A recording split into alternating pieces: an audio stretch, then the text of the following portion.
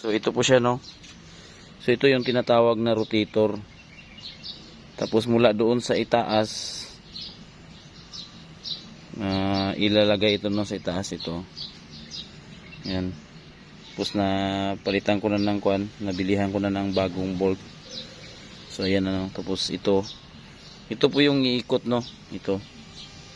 Iikot po yan siya. Hindi ko lang maikot kasi nakalock na yan dyan sa loob.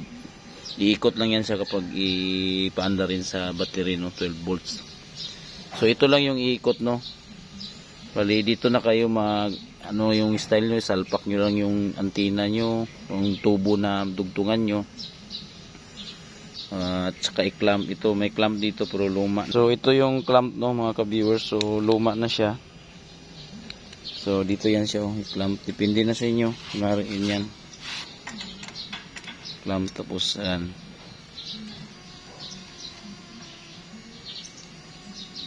Clamp sa taas. Depende sa inyo kung ano yung gusto nyo ng idea.